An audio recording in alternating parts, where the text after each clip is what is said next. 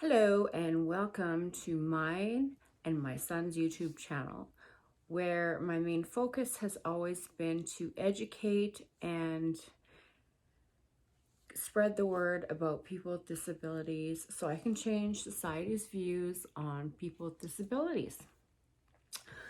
I've come today with a totally different topic I'd like to talk about, and I find that 2020 is the year everything's being exposed, everything's come to light. And I've always vowed on all my social media platforms to stay real, authentic, and true to myself and speak my truth. So today's topic, this might be a 3-part video. I have nothing scripted. I don't know what I'm going to say and in what order I'm going to say it. So I'd like to talk about a topic that I have been contemplating on doing for probably a couple years now, 2 years, and I wasn't ready. I just wasn't ready.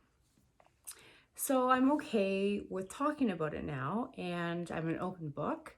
So for the people who actually know me and are in my life, they know it. They know the story.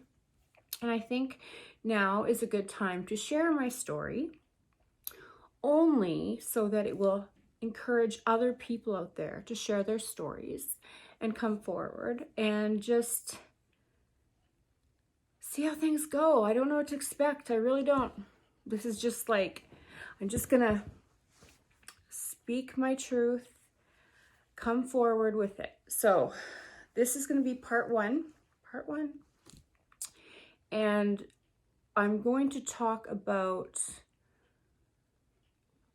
how to survive or how to heal trauma. And everyone in their life goes through trauma, everybody. It doesn't matter who you are, your background, what age, everyone in the world, in life, has gone through trauma. And everyone deals with different, trauma different ways, okay? I'd like to start by saying, my upbringing was great. I have a wonderful family. So I'm very fortunate and very lucky there. I would say this video and this 3-part series is going to talk about abusive relationships. Now, over the last 7 years and beyond, not many people come forward. And not many people will speak up or speak their truth. But I've decided that I think I'm ready. I think I'm ready to speak my truth. And I'll probably turn the comments off because I don't want it to trigger anyone.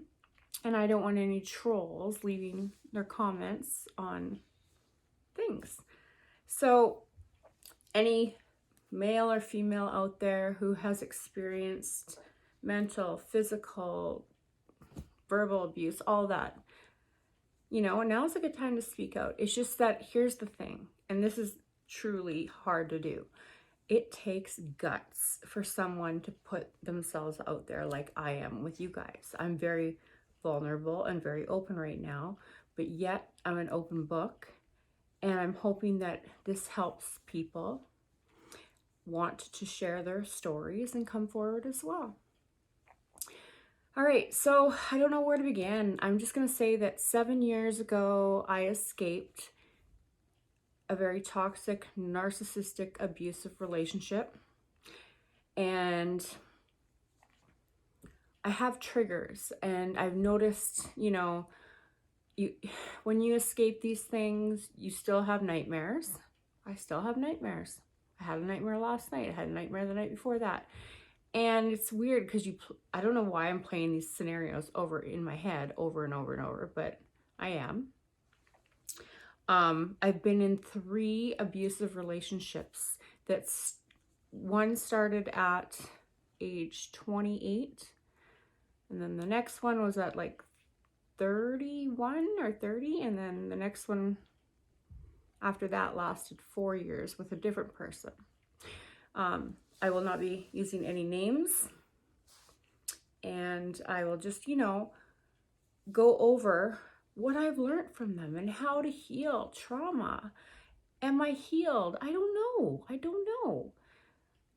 So anyway, I'm going to be just myself and just say it as it is.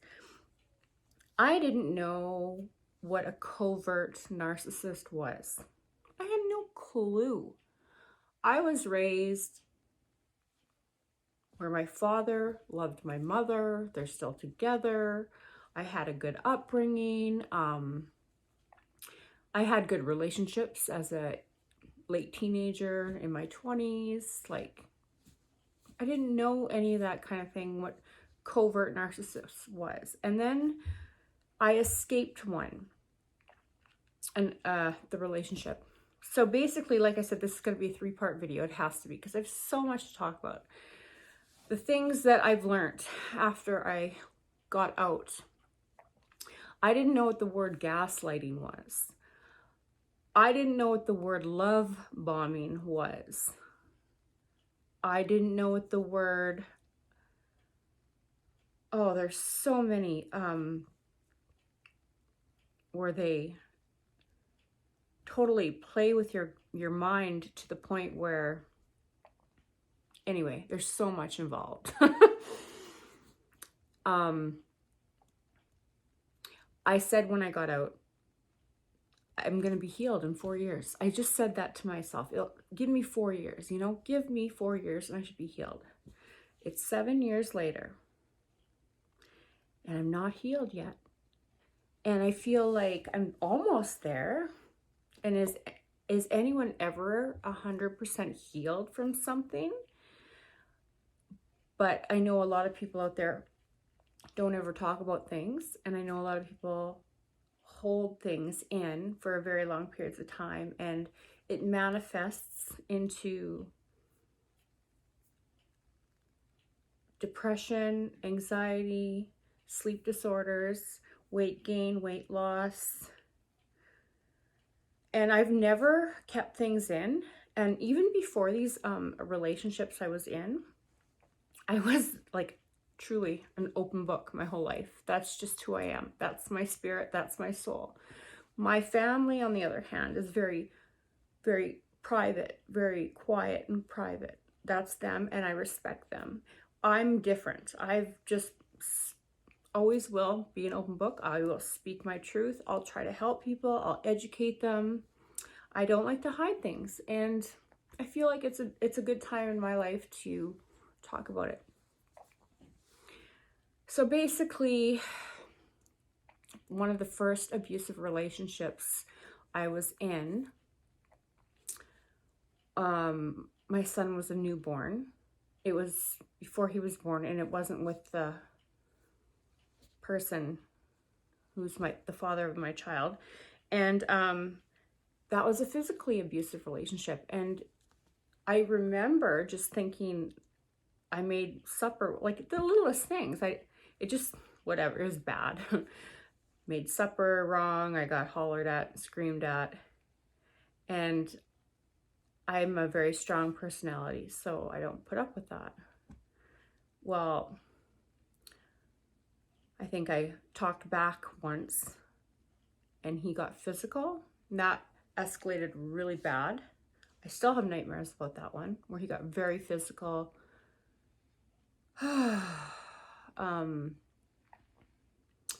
It was ugly. Before I had the chance to hit 911, he ripped the cord off the phone, because I don't think there was a cell phone near me. And my son was just an infant. And there must have been angels watching over me, because the door was being banged in by the police and that and stuff. Long story short, he was charged. I got a restraining order. My main focus was my kid, my son. I didn't deal with it. I pretty much stayed quiet about it, very quiet. In fact, didn't say much, didn't tell anyone, except my family and a couple girls that I knew at the time. And I didn't realize it would affect me to the point where I still have nightmares about it. And that was when I was 28, 29, a long time ago. I'm old. I'm not gonna lie, I'm 40 years old. So I had Reese at 27. So I think that was when I was like 28, 29 at that time. Anyway, after that relationship ended, I didn't deal with things because I was focused on work, my son, getting my body back in shape at the gym, stuff like that. And you know, life goes on. And the next relationship I got into was, I think he was emotionally unavailable, even though we were together for like only 2.5 years. And it got physical. And unfortunately, he drank a lot. He drank every day after work, and he would get high all the time. But I never like stopped it or tried to stop it, and I didn't do that. Like I said, there's no judgment here whatsoever. Everyone goes through their own crap, their own shit in life, and it is what it is. I think after a certain amount of time of finding out, you know, cheating and stuff like that, and I'm finding out all this stuff, I left him. And yeah, that affected me for a long time. Whatever, move on. Then the next major relationship I got into, it was new, it was different, it was, holy crap. Now I know the terms and the words and everything, and I try to teach so many women about this. I was being love bombed. What the hell is that? I'll tell you exactly what love bombing is. Love bombing is when somebody brings you flowers all the time for no reason. Secretly just shows up at your job with a cup of coffee for you without telling you, out of the kindness of their heart. Doing things for you because they feel like they want to, complimenting you. It wasn't about like the compliments and stuff, just overly like, how do I say this? Overly love bombing, like, here, here's flowers, here's a coffee, I'll do it, you know, it's just insane. It was like, wow, this person is really interested, you know? I'm like, and then, you know, little red flags are here and there. So you'd think like, thanks, you know, thanks. Why are you showing up unannounced? Or what, like, you know, little red flags along the way. So the love bombing went on for about 2 years. And in those 2 years, there was red flags too. It was never all good. It was stalking and lies, stalking and lies. And I would approach the person with validation from people telling me, you know, he's circling your place, he's stalking you, he's hacked your email. I was there when he was doing it, and I'm thinking, okay, I'll just approach him, and bold-faced lies. Anyway, tried to leave. The love bombing went insane. He'd come back, you try to leave. The love bombing, he wouldn't take the no. He'd come back. I heard one, my father was an RCMP, so I can just say this, that he knows that an abused person or abused, it takes 7 times for an abusive person to leave the relationship. It's like it takes 7 full times before they actually leave. Anyway, 2 years into it, we decided we're going to purchase a home together. So, found a home, put a down payment on it, and that was the biggest commitment and the biggest mistake of my entire life. Right there, right then and there. Signing the papers. signing the mortgage papers and signing the land title. The biggest mistake I've ever made in my life. So when you sign as 2 different people on the mortgage and 2 different people in the land title, let's just say it's probably the biggest commitment of your life, bigger than a marriage.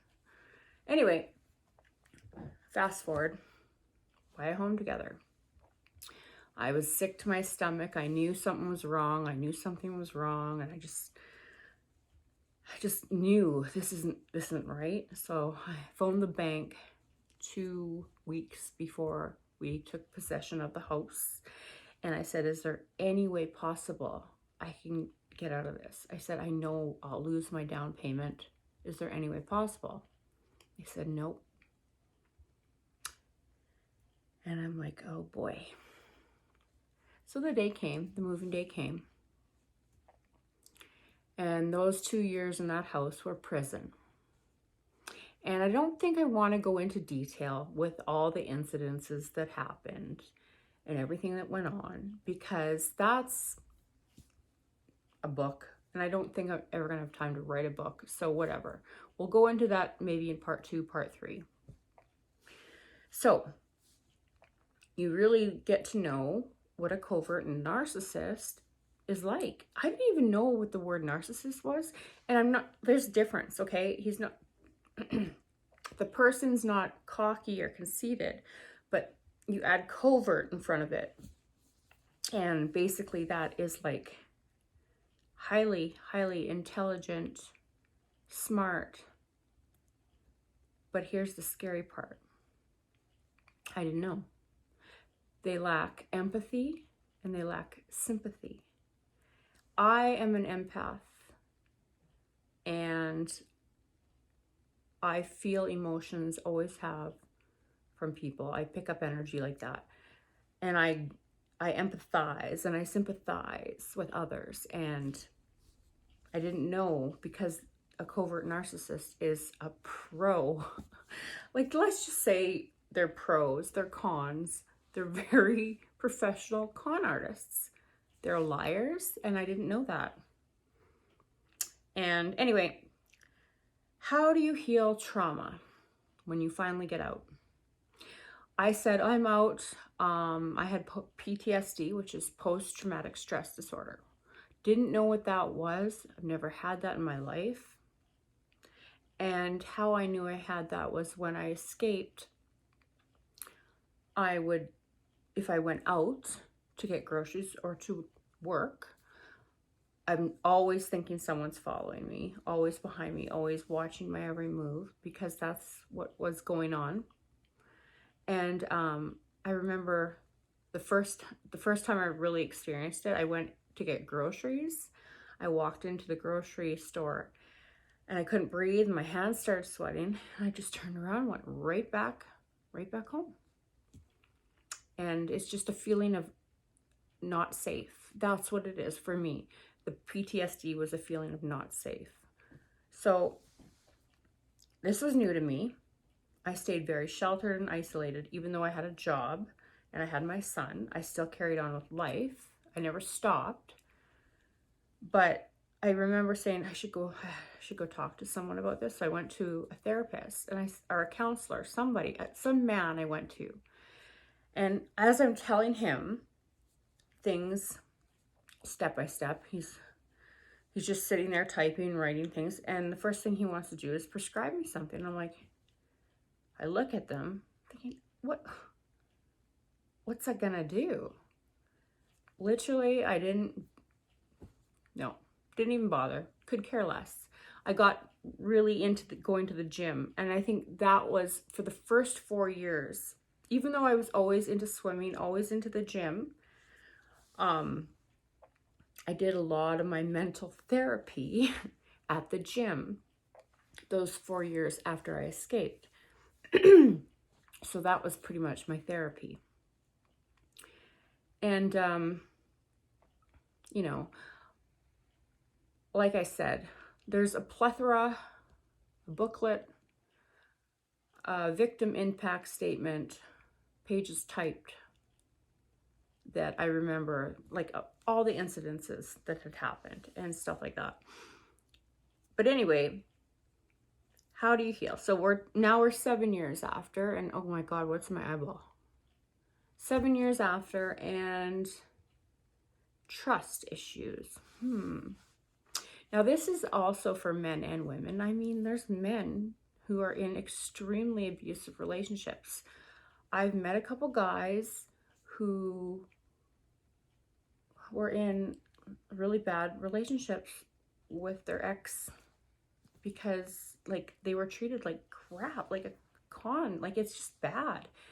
And I don't know, I don't know why this goes on or this happens, but I do believe, because I'm very spiritual, the light attracts the dark.